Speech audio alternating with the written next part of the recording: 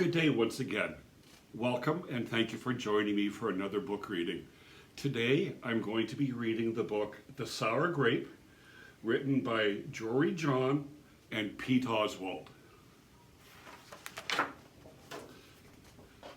The Sour Grape.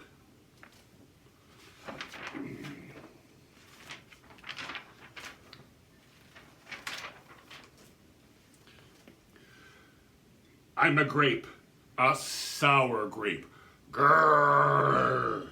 If somebody upsets me, I'll remember it. If somebody wrongs me, I won't forget it. If somebody insults me, I'll never ignore it. Nope, never. See that banana over there? That banana slipped and bumped into me, so I'm holding a grudge. See that orange? That orange didn't call me back for a week. Grudge. See that lime? That lime borrowed my scarf and never returned it. Grudge.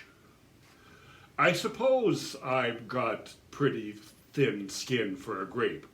Nobody steps on this grape. Grrr. Granted, it wasn't always this way.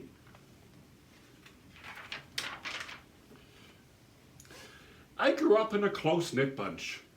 There were about 3,000 of us in our little community. We were sweet to each other. You look nice today. So do you. No, you do. The grapes are being so nice to each other. We all lived on a vine. Sure, it was a bit claustrophobic, especially when we were trying to get ready in the morning. Are you done in there? Come on.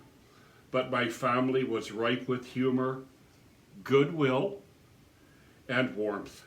We did our best with what we had. Are you going to finish that? Sounds like a really cool family. Doing the best with what they have, being careful with each other. Sounds wonderful. My grandparents visited on the weekends. We strolled in the sun and they teach us what they knew. They said that it takes a bunch to raise a seed. They said that good grapes roll their own way in life. They told us to be kind, forgiving, considerate, and grateful. Or grateful, my grandpa said with a wink. Above all, no matter what life throws at you, and there will be a lot, try to stay sweet. My grandma said, indeed, we said in response. It's always good to try, eh? And for a while, I was the sweetest of the sweet. I said please. I said thank you. I brushed aside life's little annoyances. I knew how good I had it. See over here, the apple spraying some mustard goes, oops. And the grape goes, ha ha, no problem at all. But then one day, something changed in me. I wonder what that change was. Something changed. It was my birthday. I had rigorously and vigorously planned a big party for weeks. I'd sent out invitations with the date prominently displayed. Get this, I had a Ferris wheel, a magician, and hayrides. I had snacks upon snacks upon snacks. The highlight of the party, though, was a fireworks display, which would happen at sundown. I stood up front and waited for folks to arrive. I had a gigantic smile on my face. I waited. Everybody was a little late, it seemed. No big deal, no big whoop. So I waited. A tumbleweed rolled by. A coyote howled in the distance. Oh! The sun sank behind the hills, and I waited.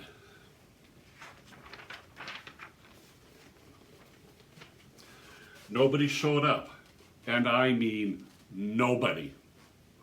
By the time the fireworks show started, with me as the sole spectator, I was scowling. I considered everybody I'd invited and only one thought came to mind. Grudge, grudge, grudge, grudge, grudge, grudge, grudge, grudge, grudge, grudge. Lots of grudges. After that, my personality became something else entirely. I went from a sweet grape to a bitter grape to a snappy grape. Who moved my chair? Why, Grape certainly is not happy. Finally, I became a sour grape. Grrr.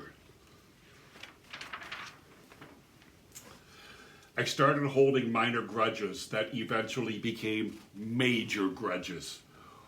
Why don't you watch where you're going?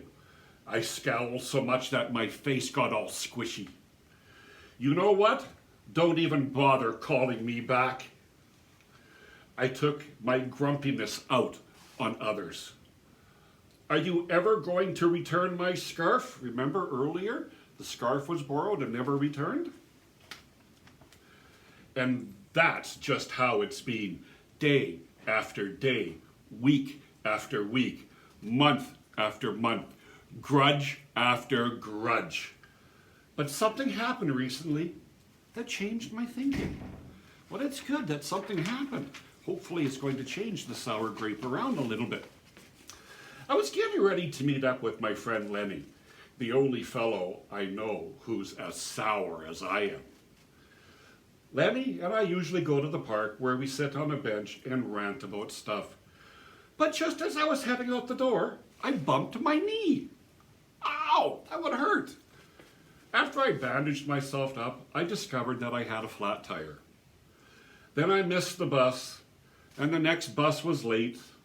Finally, I got off at the wrong stop. Boy, having a really, really, really bad day.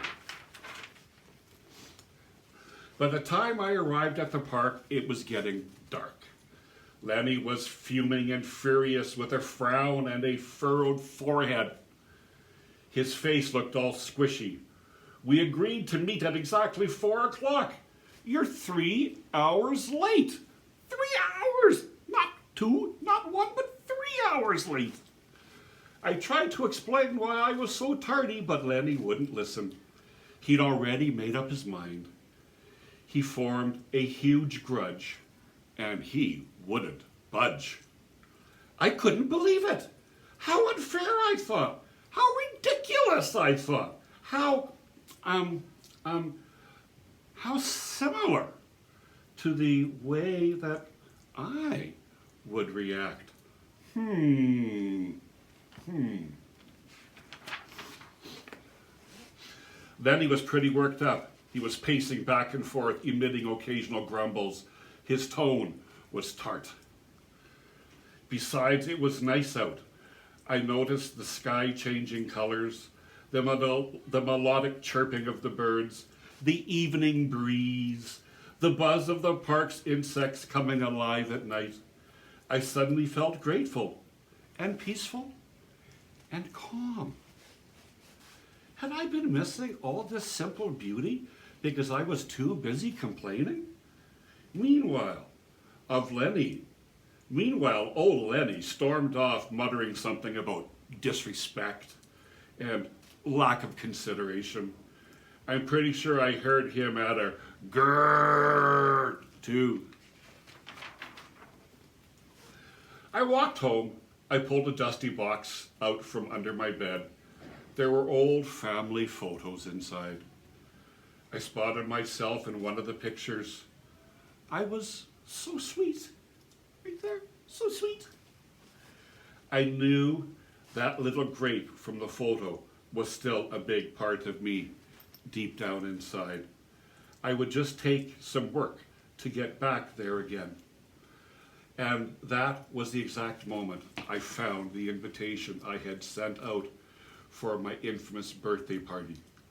The one where nobody showed up. It said May 31st. But wait a minute here. My birthday was on May 21st. Alas, I told everyone to come on the wrong day. Gulp. It was all my fault. I realized nobody's perfect. Not even me.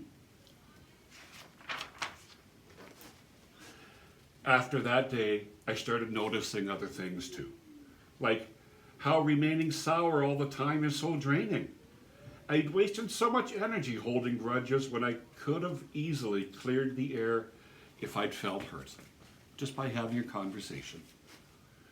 And yes, I still get upset from time to time, but that's okay. I get upset from time to time, and I'm pretty sure that you get upset from time to time too. It's natural. Because now I talk and I listen and I work things out instead of just walking away. My sourness is fading. I'm letting go of all my grudges. And hey, it's working. Slip-ups happen. I'm glad you're okay. Oh, thanks. That was the banana when he slipped, remember? The scarf looks sublime on you. Why don't you just keep it? Really? You're the best. Orange, you glad we got to catch up? I'm so grateful that we did. Sure, sometimes I still let out a little grrr when I'm frustrated, like this. Grrr. But then I move on. My face is less squishy too. Oh, and don't worry. Things are okay with Lenny again. Gosh, sorry I'm late. You must be furious. No big deal, my friend. You know what? If you look at things in the right sort of way, and if you remember to be kind, considerate, forgiving, and grateful, life really can be pretty sweet. Yes, indeed. Thank you very much for listening to me read The Sour Grape today. Take care, stay safe, and I'll be back again soon with another book.